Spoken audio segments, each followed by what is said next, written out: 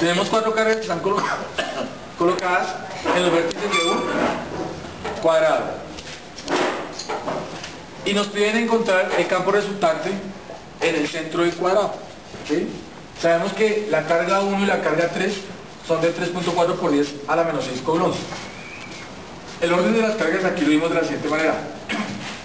Q1, Q2, Q3, Q4. Sabemos que Q1 y Q3 son iguales. Pero también Q4, Q2 y Q4 también son iguales. Estas dos son iguales. De pronto mencionarlas. ¿No hay marcadores?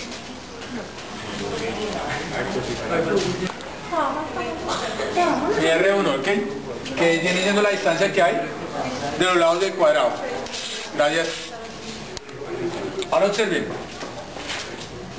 Si yo analizo con respecto a este punto P, la carga Q1, sabemos que dijimos que las cargas puntuales siempre van a ser positivas. O sea que si lo analizo con respecto a la carga Q1, pues aquí va a haber repulsión. ¿Sí o no? Porque esta carga también es positiva. Si observo con la carga Q3 que también es positiva, pues va a existir el mismo fenómeno, va a haber repulsión, o mejor dicho, el campo eléctrico tiene la misma dirección de la fuerza electrostática, va en ese sentido. ¿Ok? ¿Qué sucede con la carga Q2 y con la carga Q4? Que las dos cargas son negativas, quiere decir que iría en la misma dirección de la fuerza, ¿cierto? O sea, iría hacia el centro de la carga. Gracias. ¿Sí? Hacia acá. Más como hacia la mitad. Pues miren, este iría hacia acá y este iría hacia acá. O sea, irían juntos si los uno irían en sentidos contrarios. ¿Sí o no? Y como tienen la misma carga, tienen el mismo valor de la carga.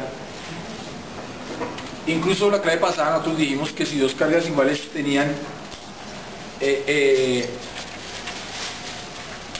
campo en el punto medio, ese campo se anulaba, ¿sí o no? Entonces, como estas dos cargas son iguales y en el punto medio su campo es nulo, entonces yo puedo decir de una vez que E2 y E4 se anulan por tener que la misma magnitud, dirección y sentido contrario. Además porque cumplen con la condición que dijimos la vez pasada, ¿ok? Entonces por eso no tengo en cuenta las dos cargas, quiere decir que el ejercicio se me redujo a la mitad. ¿Sí ven? Si hubieran sido diferentes me tocaba hacer el análisis para cada una de las cargas. Pero como son iguales y se me anularon, se me redujo a la mitad. O sea que hasta ahí el ejercicio solo hicimos la mitad de lo que teníamos que hacer. Ahora, yo sé que esta distancia es R, ¿sí o no? Pero yo necesito ver con respecto a este punto. Con respecto a este punto, a ver, esta distancia es R1 y con respecto a este punto yo llamé un radio, por decirlo así, una distancia R de aquí a acá. Pero esa misma distancia es la misma que es de aquí a acá o de aquí a acá. ¿Ok? Lo que yo puedo observar es que si yo observo y paso una línea por la mitad de esto va a ser la mitad de R, o sea, 0.35. A esa primer cara que está acá, la voy a llamar A. A vale 0.35. De la misma manera, la mitad de acá va a ser 0.35, se me va a formar una especie como de triángulo isósceles, dos lados iguales, ¿sí o no? Y cada uno de estos lados mide 0.35. A uno le llamé A y al otro le llamé B. Porque yo necesito medir la distancia que hay de aquí a acá. Si yo observo este triángulo que se me formó acá, vamos a decir que es un triángulo isósceles, entonces podemos calcular la hipotenusa. Podemos calcular la hipotenusa. ¿Cómo se llama la niña? Hacia acá, mamá.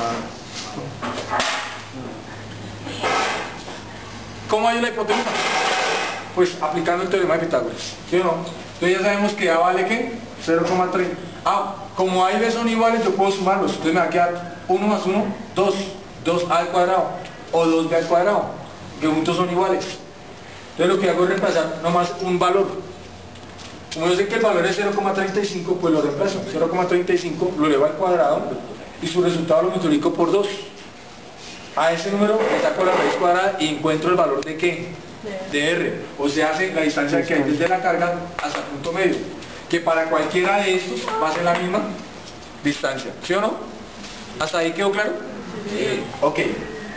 Ahora sí, voy a hallar cada campo por separado. Te voy a hallar el campo 1 E1 que es igual a K por Q1 sobre R al cuadrado. ¿Tienes K? Pues K es el mismo valor ¿de qué? De la constante que estábamos trabajando, la constante de Coulomb. Q1 es 3.4 y R fue lo que acabamos de hallar, 0,494, lo elevo al cuadrado, eso me da 0,244 metros cuadrados. Este por eso lo multiplico, me da 30.6 por 10 a la 3, 9 menos 6, 3 newton metro cuadrado sobre Coulomb. Coulomb, porque aquí simplifica, uno de acá simplifica con el de acá, me queda sobre Coulomb. Metro con metro se simplifica y me queda esta expresión. ¿Listo? Si yo hago lo mismo con E3, como son las mismas cargas, va a llegar al mismo resultado. O sea que me reducen los pasos ahí también. ¿Sí o no? Son los mismos resultados. Ahora, el ángulo que se me forma aquí, pues gráficamente yo puedo observar que es un triángulo isósceles. Podría decir que es de 45 grados. Pues si tengo que hacerlo matemáticamente, pues aplico la función tangente. Cateto opuesto sobre cateto adyacente. En este caso sería A sobre B, que fue lo que dijimos. Y como A es igual a B, entonces eso va a ser igual a 1.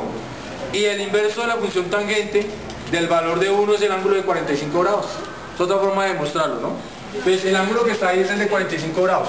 ¿Qué debo hacer yo? Hallar las componentes rectangulares de cada uno de los vectores. Entonces yo la componente para el vector 1 en X, que va a ser igual a ¿qué? A E1 por el coseno del ángulo. En este caso es 45 grados, que es 0,3071. Si lo multiplico por 125,40, me da 88,67 por 10 a la 3 newton sobre Coulomb. Obsérvese que ese sería el campo para E1 en X. E1 en Y, el mismo campo por la función seno de 45. Como es el mismo valor, me da que es el mismo resultado en Y. Ahora, resulta que E3 en X tiene el mismo valor, la misma magnitud escalar, el mismo valor numérico. Entonces, por el coseno de 45, pues voy a llegar que todos estos resultados en X también es igual y en Y también. O sea, todos los resultados para cada uno de los campos en cada una de esas figuras van a ser iguales. Habiendo hallado las componentes de X de cada uno de los dos vectores, entonces tengo que sumar E1 en X más E3 en X. Al sumarlos, me encuentro que la componente en X es igual a 187,34 por 10 a la 3 newton sobre Coulomb. De la misma manera, si hago los de Y, como son los mismos resultados, voy a encontrar el mismo resultado. ¿Hasta ahí vamos bien? Ok. ¿Cómo hallo el resultante? El campo resultante, pues ¿qué es? Pues es la suma de todas las componentes en X más las componentes en Y. Aplico otra vez el teorema de Pitágoras para calcular ese campo resultante. ¿A la 2? Son sumas de vectores. Entonces me queda X al cuadrado, que es este número, 187,34 por 10 a la 3 newton sobre Coulomb al cuadrado, más el mismo número al cuadrado. ¿Sí? Al sumarlos, esto, el primero me da 31.449,47 por 10 a la 6 newton cuadrado sobre Coulomb al cuadrado, más la misma cifra. Eso me da 62.898,95 por 10 a la 6 newton cuadrado sobre Coulomb al cuadrado.